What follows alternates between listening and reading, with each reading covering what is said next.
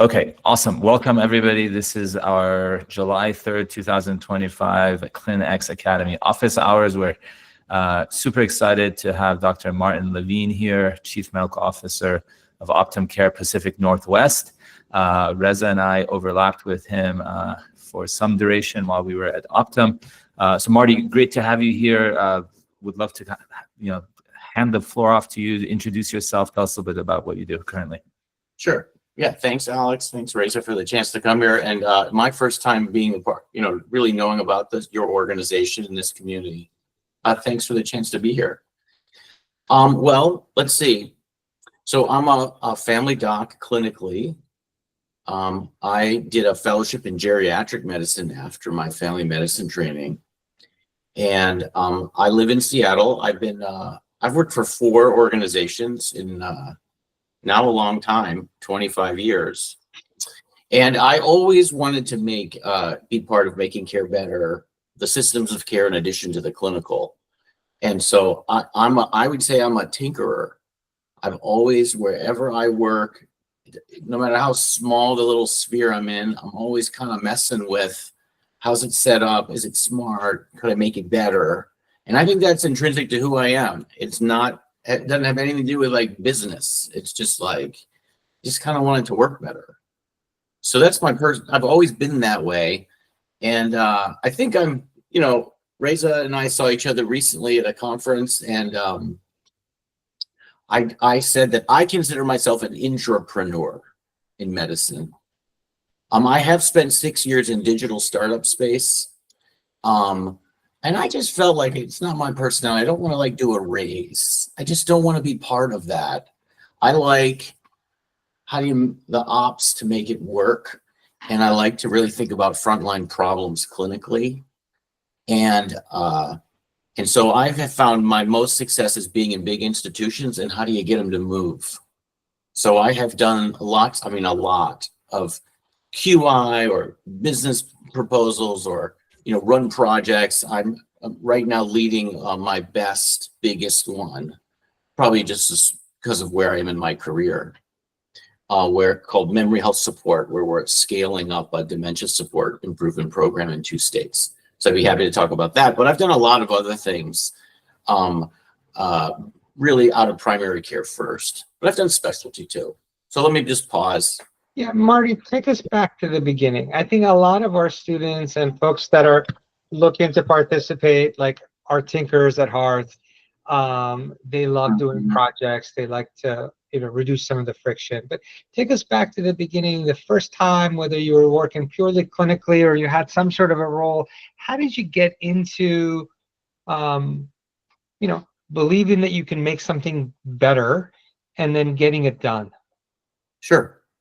Well, I bet you a lot of people have this feeling. When I was a resident, I was scared.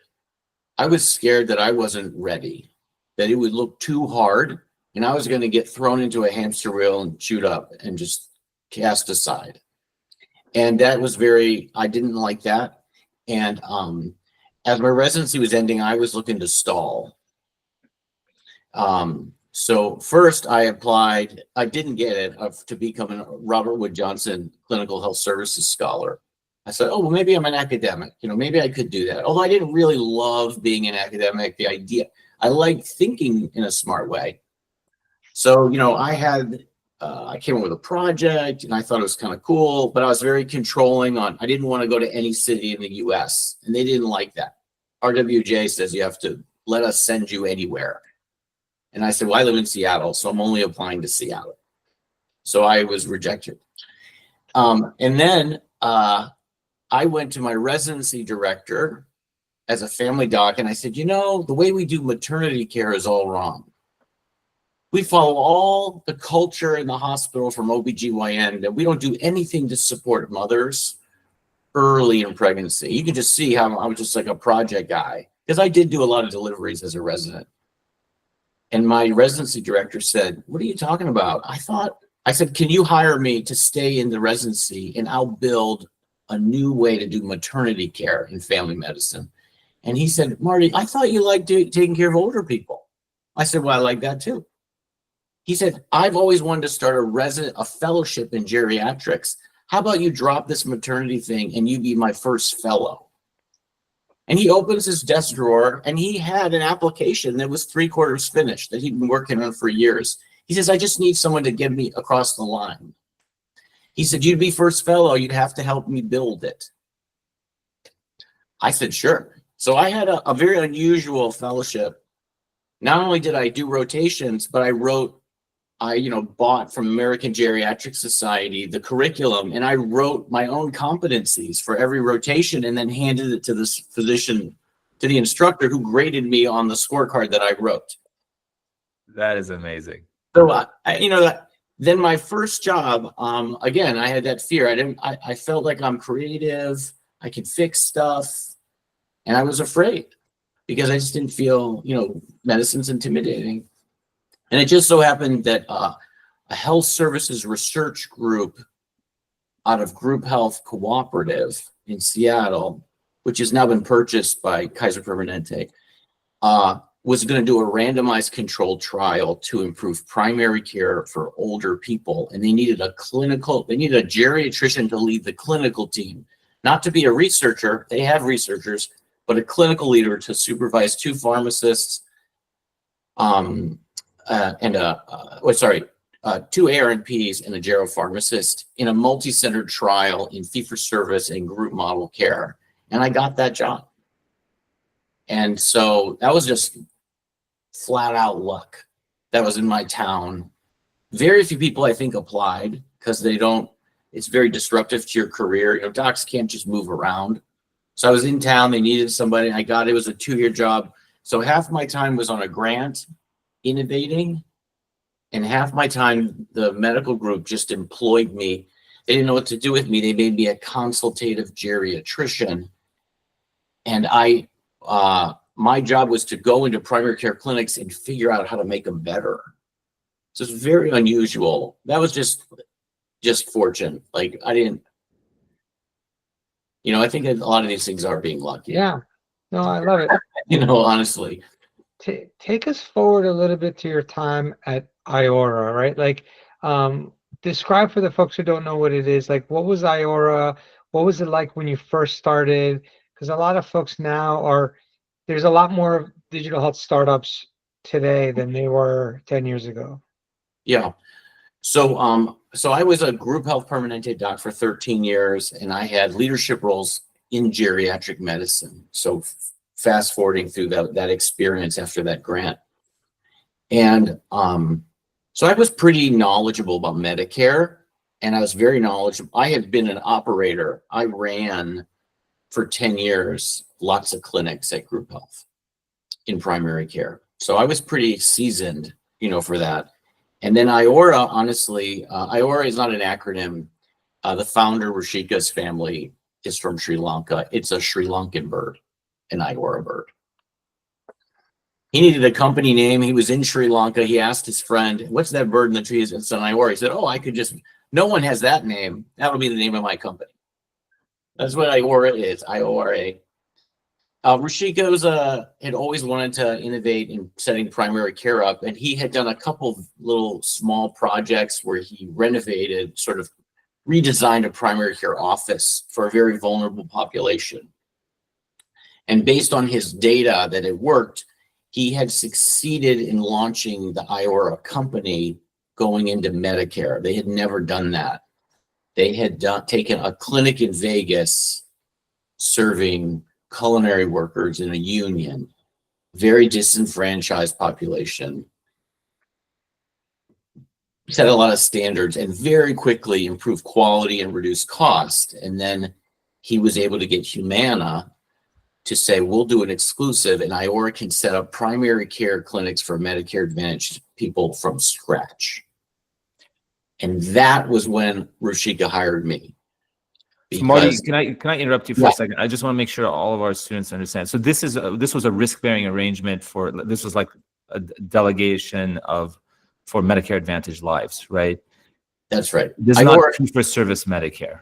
It was 100% value-based care. Yeah, so I just want to make sure all of our listeners understand. So in these arrangements, and this is why I wanted to have this, because I think a lot of folks just don't understand this. There's a big industry where small and large primary care practices can basically receive a capitated payment for taking global risk on delegated Medicare Advantage lives. So the health plan that has the Medicare Advantage members can basically say, okay, here's 100 or 1,000 MA lives and delegate them to the medical group. The medical group now is not only the medical group, but they're essentially like the payer. They're taking risk on those patients. So if they can keep the cost of those patients below what they're receiving in their capitation payment, then that is their margin. Right, Marty, am I missing anything? Anything you want to add to that? That's perfect. Yeah. Right. So he had done that with a union that was commercial. The union paid all the bills.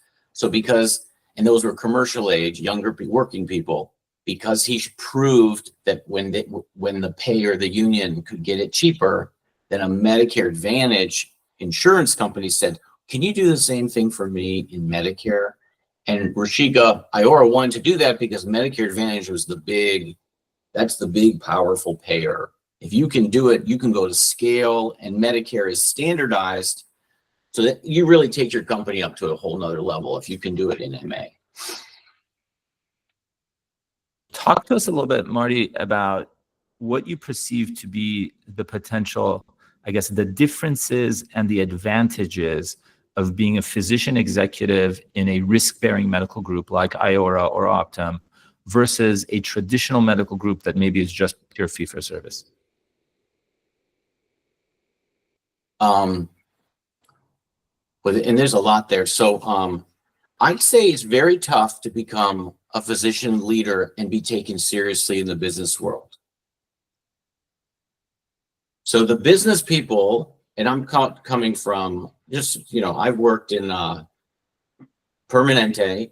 So now it's Kaiser, but it was group health. We were the federation. So I did that. So big legacy value-based arrangement. I did 4 years at Iora. That was run by docs, but that was a startup. So I was taken seriously as a business leader right away. Startups are easier. I was at Amazon 2 years. I was the medical director of Amazon Care when Amazon Care first started. That was me. And then I came to Optum. Just super basic economics of the business are doctors have really big salaries. And so if you're trying to set up a business venture, the last thing you really do is you don't want a bunch of employees making doctor salaries doing business jobs. They can get the jobs done for half the price. And a lot of I would say the big things that I've learned that I appreciate about business is I think it's understanding. I view business and medicine as different cultures. It's like speaking a different language. I am less worried about what are the ins and outs of the rules of an MA relationship and covered lives and all that kind of stuff. I think that doctors, and this is my own journey that maybe I had to work through. I've seen a lot. I'm not seeing patients now, but I did 20 years of primary care, and I always advertised for hard, sick, complicated patients, home visits, hospital. I did a lot. So I'm seasoned clinically. Yeah. And when you're a doctor, you go home and you worry about every individual patient. I titrated that. Did I do that right? Should I have gotten a CAT scan? Is that okay? The risk, the stress is different. We can't tolerate a kind of risk. Business types, whatever. They just get $15 million and they lose it on a bad idea. And oh, well, I'll just make another raise. Yeah. It's not real. It's a very different kind of culture. So doctors are, and then the kinds of people we are who go into medicine, we're often very hard on ourselves, and we're often very trusting of others, and very control types. Yeah. And business people are much more team oriented. It's the group. It isn't just me. The best ones really know how to leverage a group. And so I'd say the way I've trained a lot of doctors in leadership. The way I see doctors blow it is they're misreading their audience. Mm-hmm. They're bringing this hyper controlling, I have to have every detail just right. Yeah. And the business people will see that and just like, I'm not talking to that person. Yeah. We're just going to be polite to them. The doctor is just expensive labor. Right. They might as well be a union member, honestly. Yeah. And when I did go to business school. I did it in person. I went to UW. It was great. And I didn't do a healthcare one. I wasn't interested in that. I was like, I know a lot about healthcare. I don't need more of that. I want to see the big world. I don't understand the world. And so I thought it was fascinating to just do a general executive MBA. Mm-hmm. And I definitely wanted to do it in person. I'm not a online guy. I love people. I just do better in person.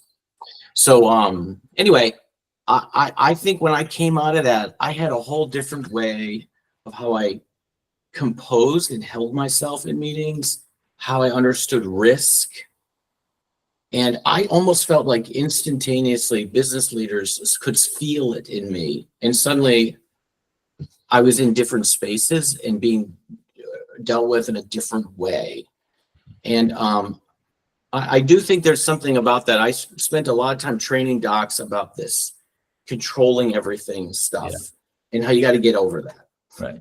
So one of the things Reza and I talk a lot about is the difference in mindset between a fee-for-service operation and a value-based or risk-based operation. And I'll tell you what I really love about it, and I'd love your thoughts on it. So in a fee-for-service world, it's all about just doing more, right? And what's the billing code? What's the billing code? And just do more of it, regardless of whether there's any actual benefit to the patient or to the system, right? Whereas in a value-based model, it's not about doing more. It's about optimizing and problem solving and making things more streamlined. And like you said in the very beginning, you like to tinker.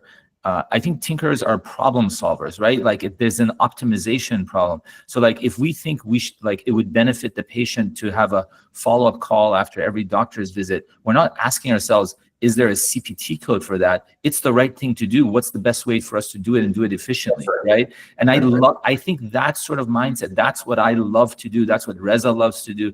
I presume that's what you love to do. So talk to us a little bit about problem solving in a risk as a physician executive, the types of programs you get to develop and how you go about that. Yeah, let me add one thing before Marty jumps in. I think this idea of if you tinker in fee for service, you can drive efficiency by 5% and it's only got this much financial value. But if you solve something, you tinker in VBC and you can reduce hospitalizations. Every hospitalization is $15,000 that you save, right? So walk us through either your current project in dementia or others of how iterating over and over can have dramatic differences, et cetera, in people's lives and the bottom line. Sure.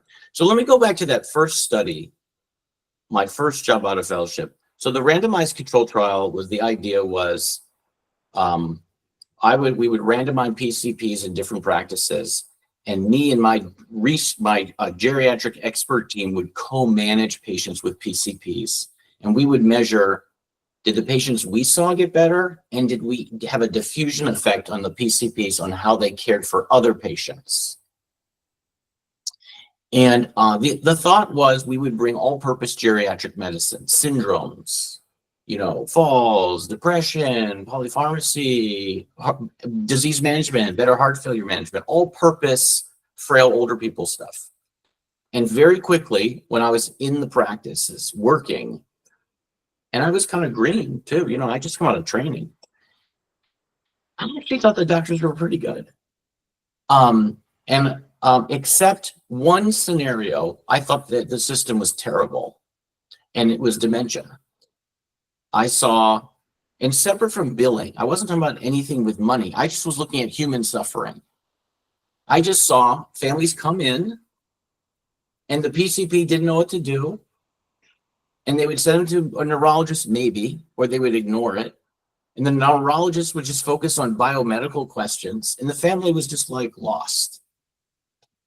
They're like, what's wrong with him? I can't get him to quit driving. Why does he act like that? And then when they would get very sick and be in the hospital, Families were shocked about end of life discussions, and they didn't even know that their dad had Alzheimer's. I saw that over and over and over again. And so to me, this was like, oh, that's a problem. And I went to my principal investigator who hired me, and I said, this whole trial is not going to work. Ed, it's not going to work. I'd only been in it 3 months. I said, they're actually, the docs are pretty good. It's a GI bleed, they send them to the GI. You know, their kidneys are failing, they send them to nephrology. They don't need any help. I don't have that much to add, except they're terrible at dementia. Terrible. And no one owns it. Everyone has an excuse, right? Oh, we don't pay for that in US healthcare system. The public, you know, that's private pay, respite care, nursing, everything. So to me, I was like, well, this is sort of a value-based care, or it was just trying to think about the real family, what was wrong. And then I started to play, I started to tinker. I said, okay, I can see no one's getting the diagnosis. So I experimented with giving the diagnosis in a very organized way. I developed protocols, just as my own clinical practice. This was not for business. This was curiosity. And I had a registry on a laptop. Back then, we could build our own databases. We had an EMR, but it was an Access database that the research team built for me. So I could track all my patients. I saw in 2 years, like all these consults, and 90% of them were for dementia. That's what primary care sent me. So to me, that was like, huh, that's just sitting there waiting to be fixed. And then I don't know if you've read Reza and Alex, I'm sure, you know, Clay Christensen wrote some Harvard Business Review article, Jobs to be Done. If you haven't read it, I love that one. And my favorite part of that article is actually just a couple paragraphs, which I don't think get enough credit. Is he basically says, look for a problem, but make sure it has a lot of emotional content. If it doesn't have emotional content, it's worthless. Like anybody can fix like, oh, I can be more efficient. But if nobody has emotion attached to it, they're not going to do it. So if you take regular business, you know, you sell clothes, you're preying on people's, you know, insecurities about their image. It's emotion. If it's Facebook, God, am I left out? What are my friends doing? Do I have a cool life since high school? It's emotion. That's what business is. Business in medicine, sometimes we think it's just fixing stuff because I get one more little box checked off on my card. No, that isn't how business works. There has to be emotion. So dementia to me was like, ooh, the PCP is suffering because the PCP knows something's wrong but is afraid to talk about it. The PCP over medicalizes people with dementia and just sends them for cards workups and silly stuff, because they're afraid, they don't know how to talk about it. The neurologist is afraid to talk about it, so just does head MRIs and gives them donepezil. So the family is suffering. They don't know where to go. The average family in the US has to go to the doctor for 2 years before anyone will tell them the diagnosis. So to me, emotion. And then as I got more sophisticated, experienced, I thought, I should make this a business. And for a while, you know, risk adjustment, everyone knows what risk adjustment is, right? Alex, Reza, it's old stuff. So, you know, that, I don't remember, that was maybe 2005, 2009, something like that, that started. So dementia wasn't risk adjusted. So for many years, I tinkered in dementia care, but I had no way to pay for it. It was just goodness of my heart. I worked with social workers. I built protocols. But I became expert by tinkering for years. And then in 2020, CMS risk adjusted dementia. And I was like, game on. They created a market for me. And I've been preparing for this for 20 years. Wow. Now that was just like, but I didn't prepare. I didn't set out to be a business guy. Yeah. I wanted to be a doctor. And I just was like, God, it's sad. I just felt like it's sad. Yeah. This thing is happening, and I tried so many things that failed. I mean, I definitely failed 99% of the time in my experiments. But by the time they risk adjusted, I was like, bring it. I'm a seasoned guy. I know how to work these systems. I'm going to set it up. And so, I don't know, there's a capsule of a business problem, clinical business. So we have about 15 minutes left. I want to open it up to the audience. Whatever questions you have, please feel free either raise your hand or chime in to ask Marty any questions. Dr. Levine, thank you so much for giving us all that background. One question that I have is, I'm an early career physician. I'm 2 years out of residency. I think what you said about that feeling of wanting to do more during residency, wanting to be that tinker, was an itch that I also developed. And likewise, I reached out to my attendings, program directors, and like they didn't know what to do with me. And so now what I struggle with is like, how much clinical experience do I need in my career to be adequate enough, right? Thinking about like the imposter syndrome of it all, to be adequate enough to be in a medical director role, to be in a physician executive role.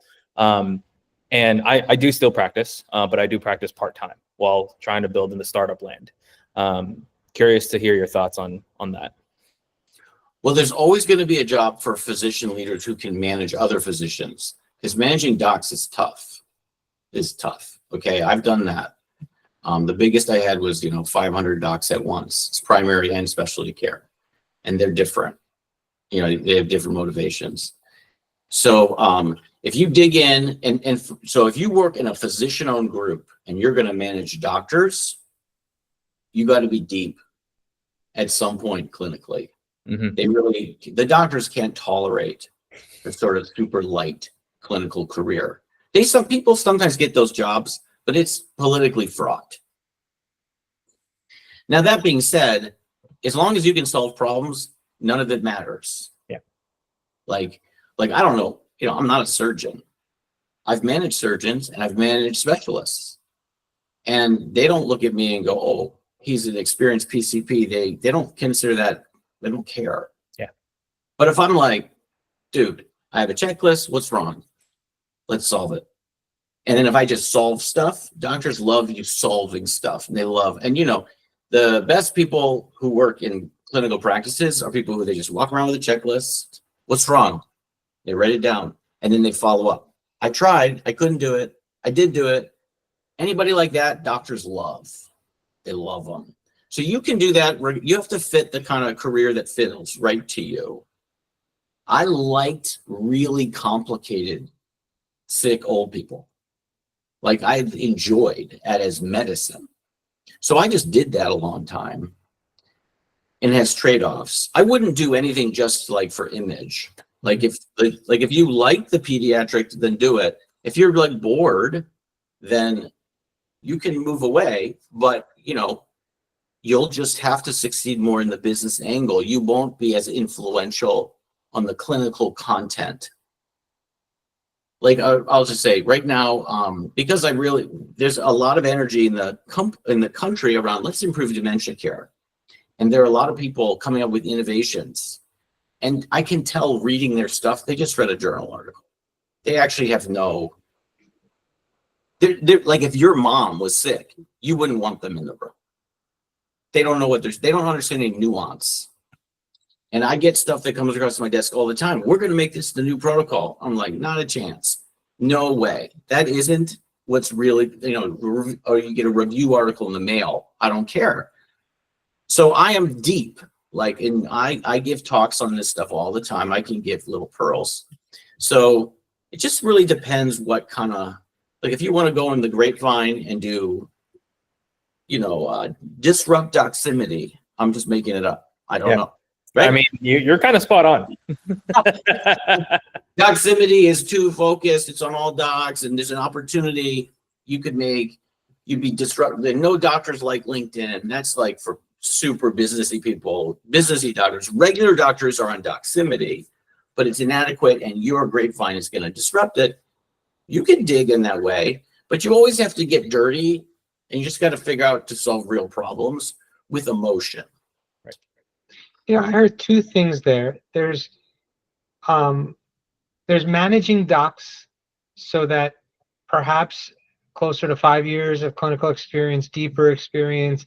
I don't know, people who've been chief residents or whatever else, right? Like, but then there is the other type of medical directors where you have to sell to docs or partner with docs or do those. You also need some level of clinical gravitas, because if I'm the medical director of, I don't know, some sort of COPD program, and then I try to go sell that to a payer, a provider, so on, like, it's not enough that I know the internal ops of COPD in our solution.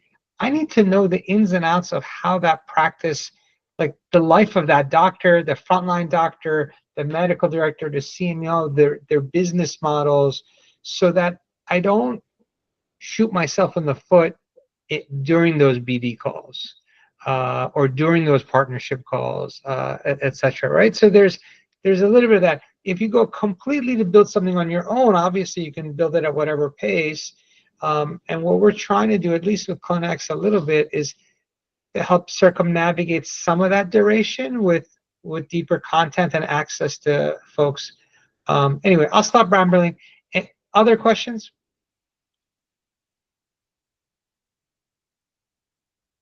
I think here, just to share another thought, and then anyone can interrupt me, is that pure business solutions with very little medical depth, I just don't think I don't think that's what's missing in medicine. What's missing in the innovation space is ability to tap clinical expertise and channel it using the tools of the business world. There's a lot of value in the business tools that the docs underestimate. But we need, like, there are a lot of docs, they have MD on their name and they do business. But to me, they sound like insurance people. They don't have any clinical content. And I'm just like, okay, you're not getting into where the miss is. There is something, medicine is amazing. It's a field of knowledge with its own set of rules about evidence. And there's always a frontier of things we don't understand. And we're always open to new science breakthroughs. And we value dependability and attention to detail. Those are awesome qualities. And business is a little different. And you kind of have to become, I think you should be bilingual. If you're bilingual, you're more facile to really drive something. Yeah, so Marty, maybe to add on. I think I speak both sides. So Marty, maybe talk to us a little bit about, unless somebody else has another question. I think it's easy for a physician, if they do well clinically, to become, like, go from a frontline physician to like an associate medical director, right? Yeah. But then to go from associate medical director to like a regional medical director, but really to get to the CMO level like you are now, it's a whole new set of knowledge and skills that they have to develop, right? Yeah. So talk to us about some of, like, how did you develop those skills? How are you seeing other people develop those skills? And what are some of, like, the mistakes that people make in trying to make that transition? Sure. Yeah. Let me give sort of a breakdown with each step. So if you're a can-do person who loves to solve problems, there's always a dearth of medical leaders in every system. Most doctors are not comfortable with it. So if you have any charm, leadership ability, and problem solving, boom, you're an associate medical director. They're going to jump at you. It's easy to get the next level. The key skill that most docs miss at that level is they try to solve the problems still themselves. Mm-hmm. So if you're a physician manager level 1, rule 1 that I've always is people come at you with problems and you try to give the answer. Be quiet. Stroke your chin. Nod. Fake it. Go, that sounds hard. Validate back for them. That sounds like a tricky one. Let me get back to you. I don't want to think about that and talk to some other people. Don't solve the problem. That's very challenging for the first level doc leader. But that is the skill, because healthcare is way more complicated than the frontline doctor thinks. They're just like, can't my patient be on my schedule? And can't they be prepped? And why are you late? And no, it's way more complicated than that. There's payer issues, business issues, custodial issues, supply chains. This is so much EMR. There are stakeholders in all these things.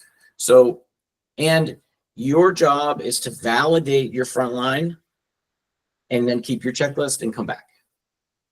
So if you want to master that level, you can go to the next level, kind of middle physician leader.